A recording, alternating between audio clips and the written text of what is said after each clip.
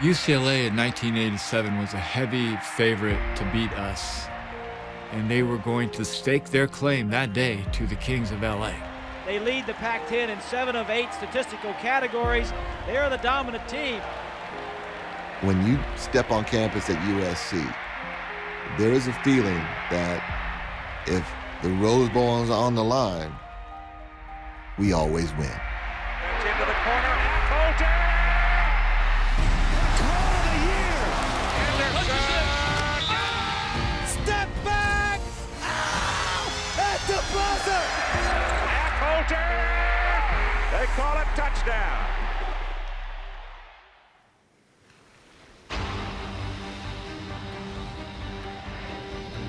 We're in the Los Angeles area, and here is the Memorial Coliseum, where today the crosstown rivals UCLA and Southern California are battling. The USC-UCLA rivalry was so special. First of all, it's in the same city. So these guys that grew up together, that were friends, all of a sudden after high school, they split. Oh, fumble, and it goes right into Dennis Thurman's hands, and it's going to be a touchdown. So the fact that you could go around town for a year and brag that you beat UCLA was something special, which made the rivalry special.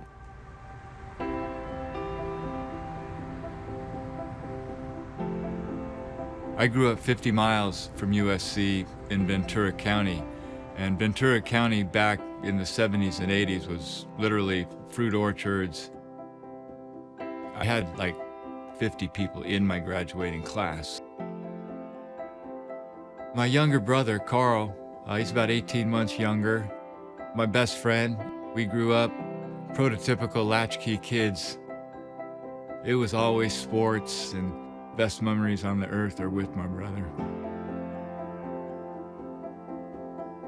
My junior year at Oak Park High School in 1982, I kicked the longest field goal in football history.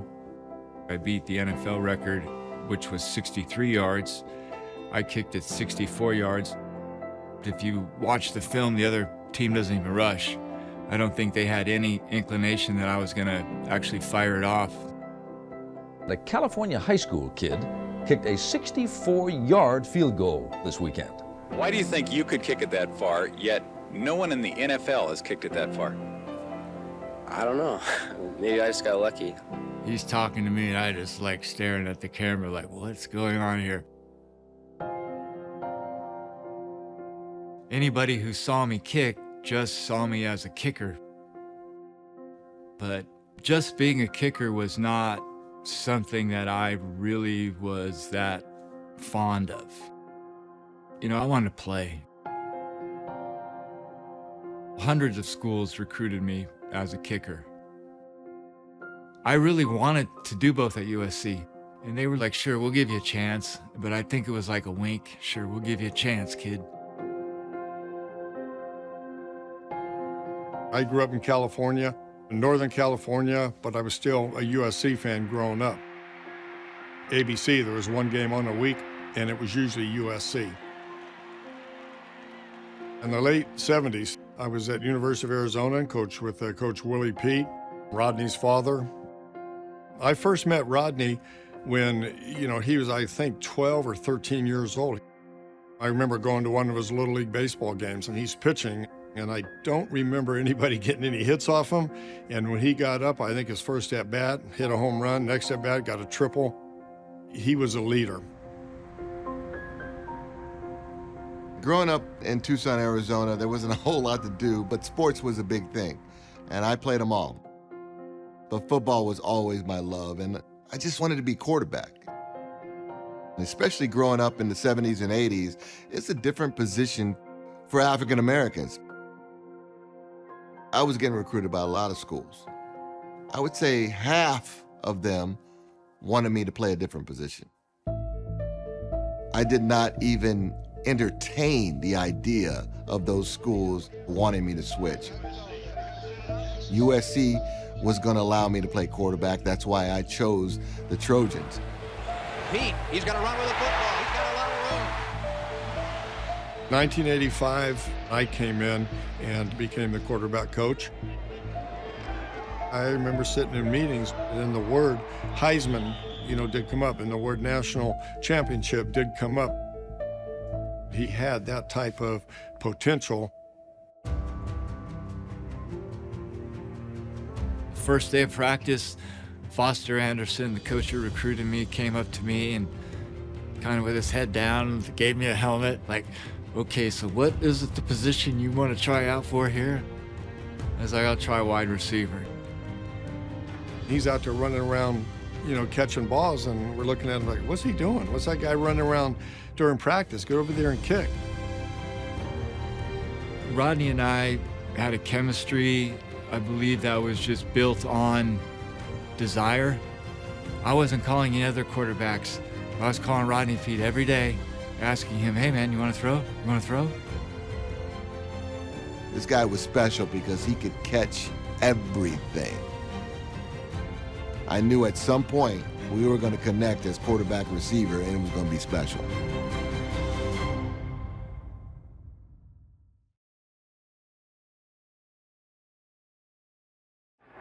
Here's the pitch to Anthony Davis. He's got the first down.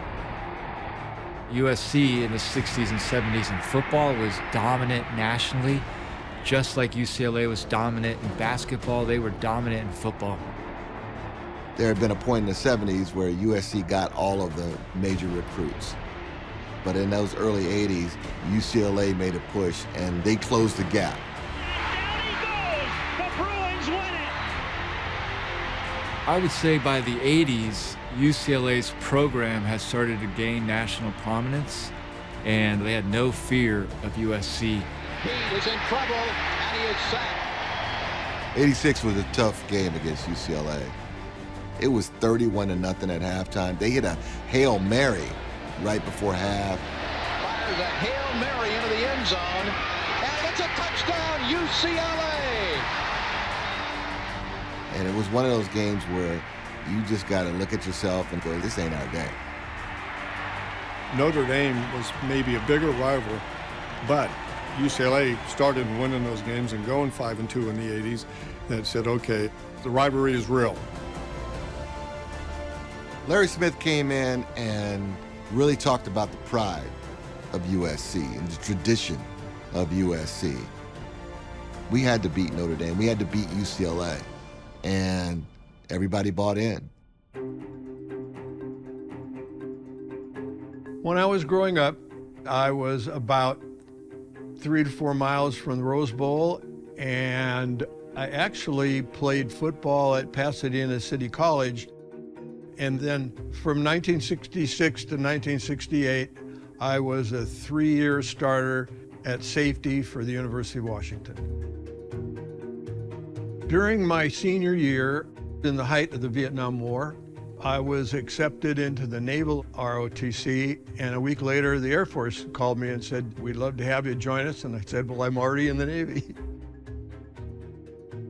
When I was separated from active duty, I went to a Rotary meeting, and 2 of the Rotarians were PAC 8 football officials, and they recognized me, and they approached me after the meeting and asked if I'd be interested in refereeing football. I recall very few D1 football athletes that were football referees. Affolter will be kicking off. Matchup number 6 between USC and Michigan State is on. Going into the 87 season, there was a lot of excitement.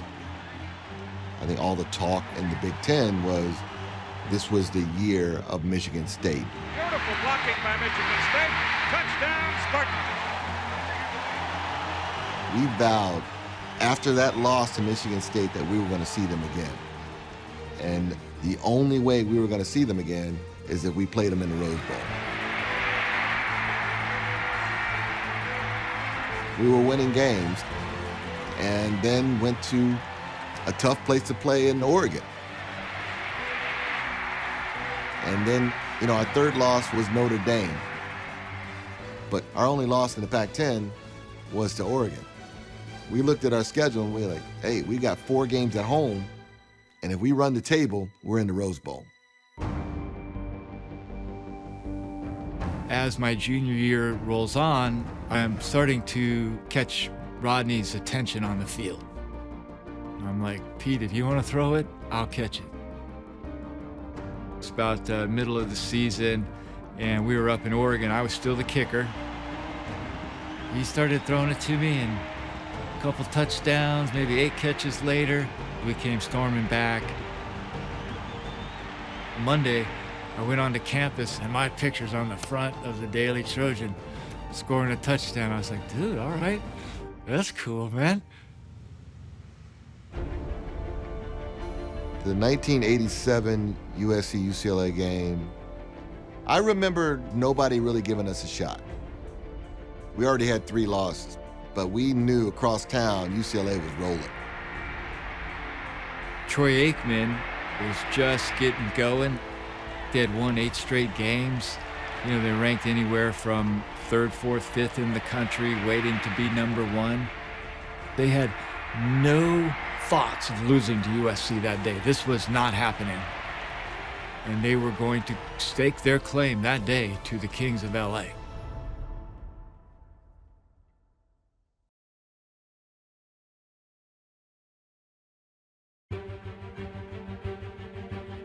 Visualization was always a big part of my life, my game. When I used to think about USC and UCLA, I would think about them playing each other for the right to go to the Rose Bowl. And I was in that moment. We felt that if it came down to us playing UCLA for the Rose Bowl, and we're playing them in our place, we would win. My brother Carl really enjoyed watching my star start to grow. And so I thought, you know, I'm gonna take this moment to maybe get my brother on the field somehow. So when I went to warm up and kick, I see my brother sitting out there underneath the goalpost. And I was just laughing. I was like, I gotta go kick, man. The game's at 1, and we had to be there at 10. I'm thinking I better leave early. So I left a good hour earlier than I would have normally. And when I got there, I was right. It was a grand feeling. Kind of like the Super Bowl of football at that time. Larry Smith, the head coach of Southern Cal, says this is the best UCLA team he has faced in the years that he has been in the Pac-10. I was in the press box and I was on the phones with the offensive coaches, and you're not making decisions as much on emotion as you are on like watching film, what you're seeing taking place in front of you. There was 2 really great quarterbacks, and you could tell. And you could feel it on the field. Aikman throwing. Pass is good to Flipper Anderson, who's got some daylight. I was a side judge. That fellow with the mustache there is Dan Spriesterbach, who is a pretty good cornerback up at the University of Washington. I saw the whole field as I would as a defensive back. I kind of had the sense to be where I needed to be. It's Green, gets away, and scores, touchdown Bruins. We're down 7-0, and our best running back, Stephen Webster, goes down, and we knew he was out for the game. And suddenly when you lose a man like a Webster, your game plan switches on you. Without Stephen Webster in the game, it was becoming evident that if we're gonna win this game today, it's gonna be throwing the football. The first half of that game was so disappointing because we had so many opportunities. Wide open, touchdown. Yeah, but it looks like they're bringing it back. Bringing it back. I mean, we had touchdowns getting called back. We had fumbles on the goal line going in. We moved the ball up and down the field, but we had nothing to show for it. First and goal, USC, UCLA 5 with only 14 seconds to play in the first half. We were already down 10-0. If we had a chance to go in, make it 10-7, Rodney came out like a semi-sprint and a 2-man route combination with one coming in and one going to the corner of the end zone. throws to the corner. It's batted up in the air, and it's intercepted. And it might be worth 6. I'm on the opposite side of the field. I'm going, wow, this is a game changer. In my head, I'm thinking it's over, man. If you do not catch him right now, bro, this is done. I mean, it's done. The only thing I could think about was I cannot let him score. I cannot let him score. I could see my teammates yelling, go get him, get him, get him, get him. It is Eric Turner who's got some speed, and he's finally flagged down by Rodney Peete. No time left on the clock. Crucial play, big turnaround right there. The mood in our locker room, which shocked me, was excited. Our defense was, that's right, you guys can move the ball on them. They can't stop you. We're stopping ourselves. Coach Smith was bouncing off the walls. He was like, we got him. We got him. Let's just go out and do what we do. Believe it.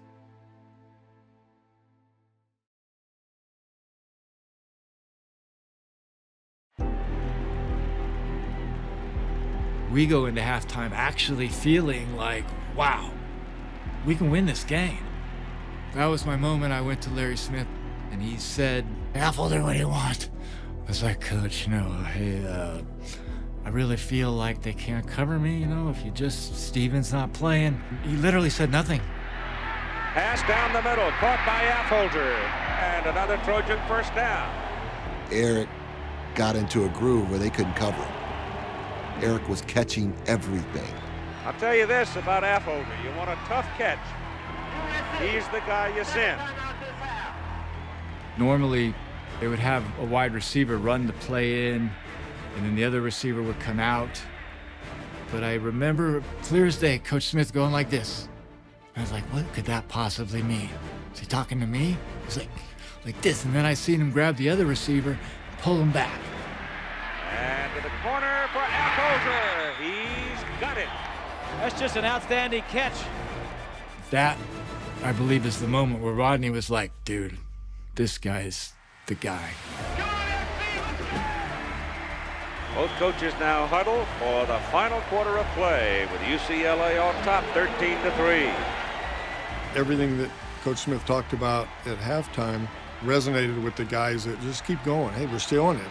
And then all it takes when you get in that situation is 1 or 2 plays. Down the middle, touchdown!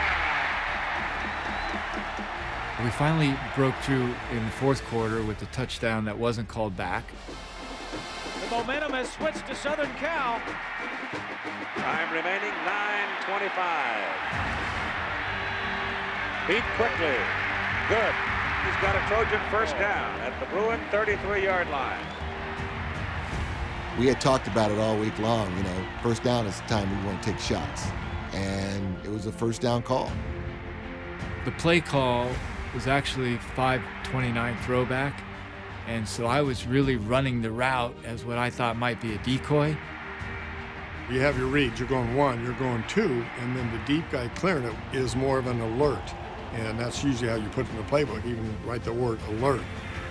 The quarterback opens to the opposite side, and then he turns and pivots. By that time, I know exactly what's coming. My thought is, well, they're going to threaten the goal line. And then my mind is saying, well, they're going to threaten the end line. The safety ends up jumping down on the short route, and I look up, I was like, oh, wow, here comes the ball. Affolter! No! Yes! They call it touchdown. Literally like a fog, like a halo, I see this referee standing over me like this. He bobbled it after the ball got to him, but apparently regained it just before he slid out. I saw control of the ball. Now I'm looking to see whether or not the feet or body are in bounds. I looked at A, B, and C, and that was all good. I made eye contact with the back judge. I nodded my head. I have a good catch. And the back judge is going, I don't see anything different from that. Touchdown. On the headset, we're all looking, did he catch it? Did he really catch it? You couldn't really see all that until you saw the replay. Does he have possession when he's in bounds? Not yet. Still moving. That is close. Oh, boy, Did he have possession and be in bounds at the same time? My goodness. It bounced off his chest, and he caught it, and the rest is history. And I'll leave it at that. There's no question now that the team with the confidence has on the maroon jerseys, and the team that is shook is the 5th-ranked team in the country. There was huge celebration, but there was also, man, we're playing Troy Aikman. This is still on. Aikman steps up, shoots one. That's going to be picked off by Terrier, his 2nd interception of the day. And that makes Rodney Peete happy. I always envision in a big game like that, being able to kneel down and have the ball at the end. Because that's what I dreamt about when I was 8 years old. Clock winding down. The Trojans have won it, 17-13.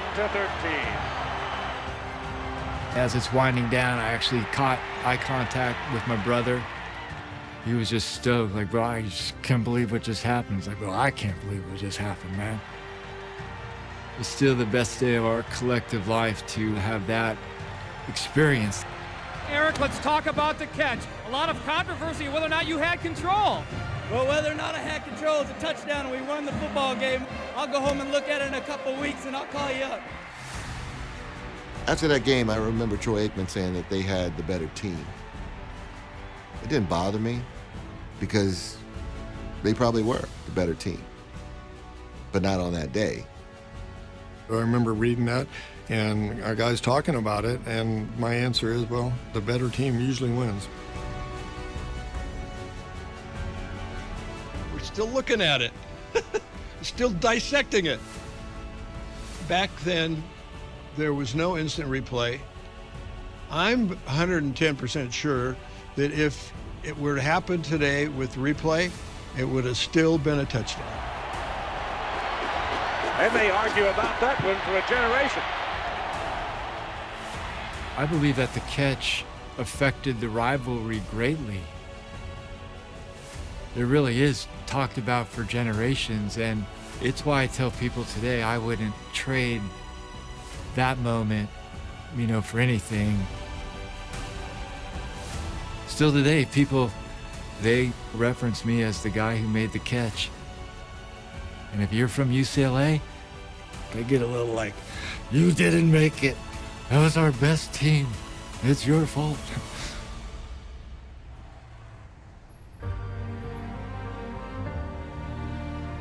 My brother, like December of 2019, he gave me a call. Doctor said, you got cancer in your stomach, your lungs. By April, the whole thing progressed downhill pretty quick. The one thing, that we had was sports. We actually decided just to watch the 1987 UCLA game. So the last thing, we did together was watch that game. He was proud enough to die next day, man. Just gave it up, bro. So I'd say he was proud.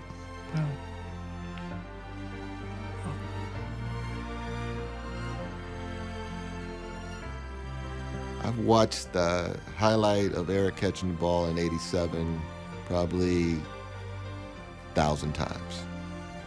Every single time he's in bounds and it's a touchdown. It was for the Rose Bowl, so it will play forever. Coach Donahue said to my face that the worst coaching decision he ever made was not recruiting me.